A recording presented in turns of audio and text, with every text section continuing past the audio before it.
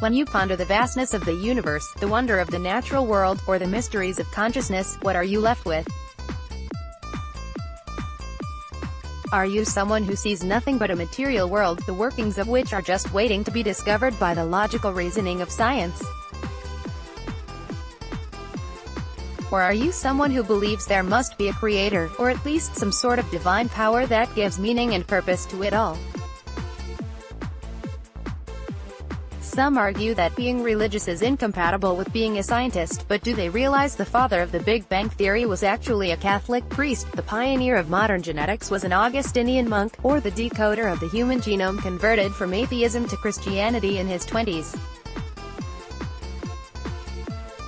Scientists these days may be less religious than the average person, but just over half of scientists surveyed in 2009 said they believed in some sort of deity or higher power. Is the conflict between religion and science as deep as some think? We talked to 3 scientists about how they reconcile their faith with their work. How recent is the conflict between science and religion? Dr. Jennifer Wiseman, a Christian astrophysicist. As a child, Jennifer enjoyed late-night stargazing walks with her parents on their Arkansas farm in the U.S. The stars were incredible, she told Kumi Taguchi on ABC TV's Compass. We had dark skies there. And I think I was always curious at that point as to what was out there and how could I explore it. About that time NASA was sending the Voyager spacecraft to the outer planets of the solar system for the first time, and beaming back exotic pictures. I thought, you know, I'm going to be a part of that, Jennifer says. She now spends her time using telescopes to study how stars and planets are made, and is credited with discovering the comet Wiseman skiff in 1987, but the sense of wonder and curiosity Jennifer felt as a child, as she looked into the vast and magnificent night sky, has never left her. There are at least 200 billion stars in our own galaxy, and there are maybe 400 billion galaxies in our observable universe, each one of them with billions of stars, Jennifer says.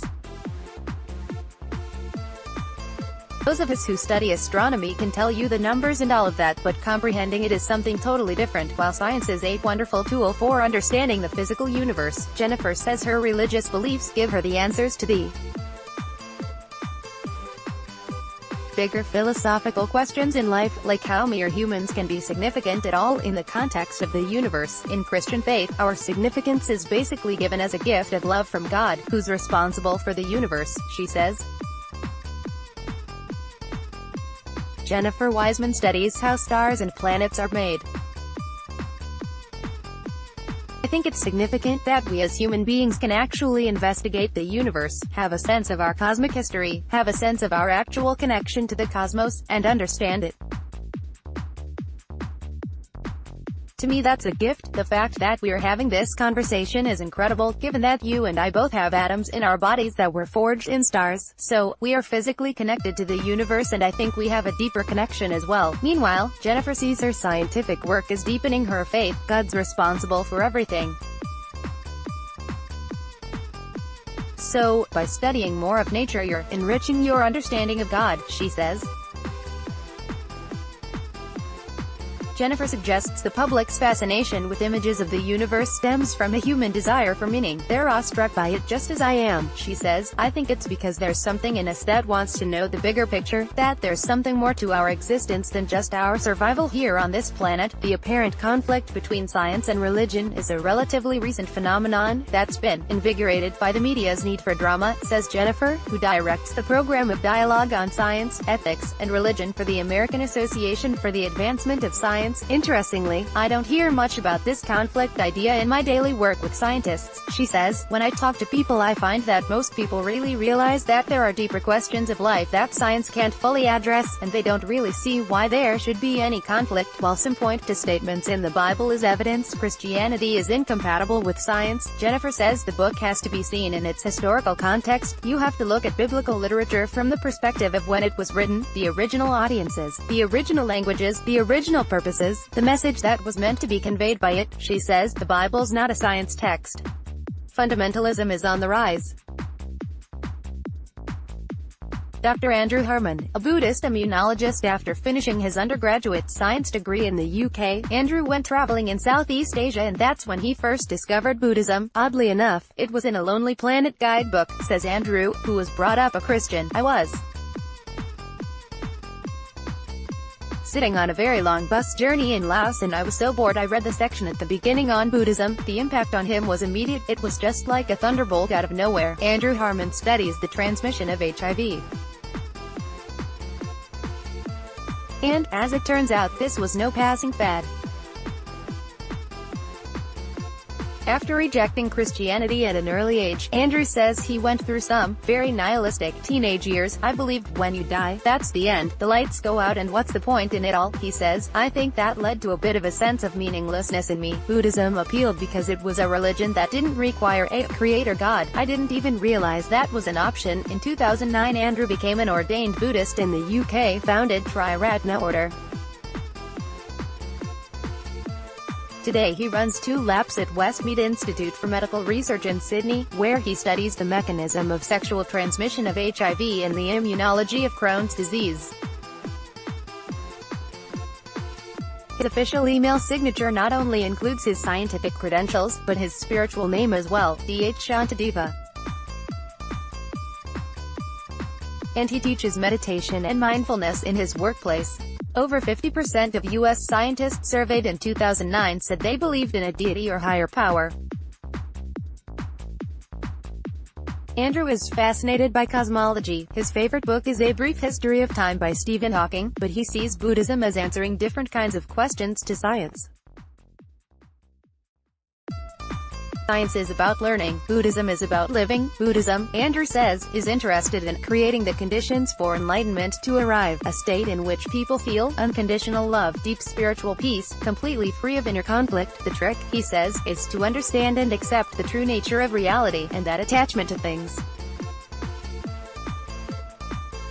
like our youth, loved ones, jobs or money, is the source of suffering. We're psychologically dependent on things that, at any moment, could be taken away from us, he says, but they are all impermanent, so you will suffer if you depend on them. For Andrew, religions that require blind faith in God are at odds with science. I don't see how you can be a scientist and believe in God, although several of my colleagues do. Science is about seeking truth and testing a hypothesis.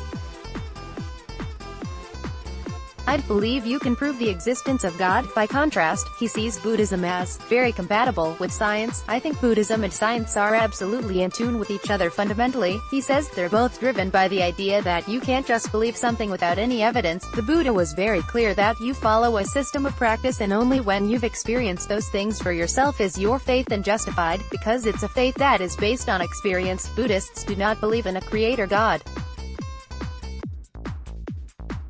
Andrew finds the Buddhist ideal of detachment is particularly useful in helping him to ride the ups and downs of scientific work. Not being too attached to your own theories, he says, means you can be more open and skeptical, and less likely to succumb to dogma.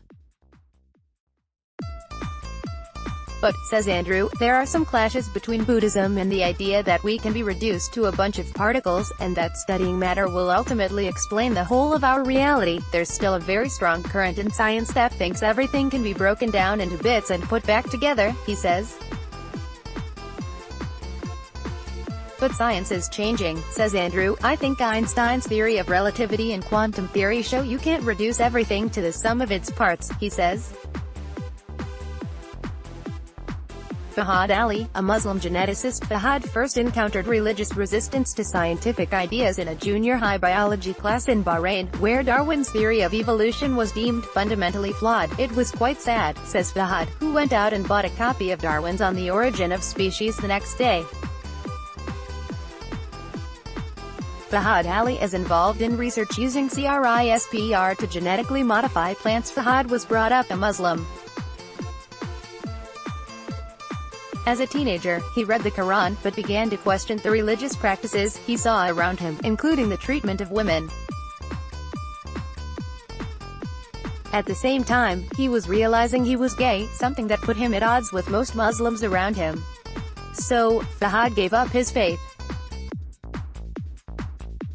But after his mother was diagnosed with cancer, he was left feeling a void, and was drawn back to Islam. Bad things happen all the time, and I'd like to believe there's a bigger picture, says Fahad, now 24.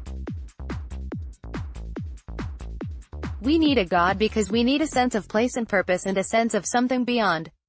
He says some of the tension between science and religion arises because people take the Quran and Bible literally.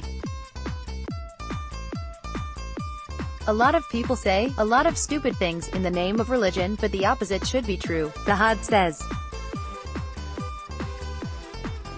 Fahad's own approach to Islam includes a critical reading of the Quran. You need to be skeptical in order to be correct. He says, that rings true in both my research and in my faith. He says in his reading, the Quran encourages compassion, common decency, generosity and intelligence. Islamic scientists and philosophers played an important role in the development of science.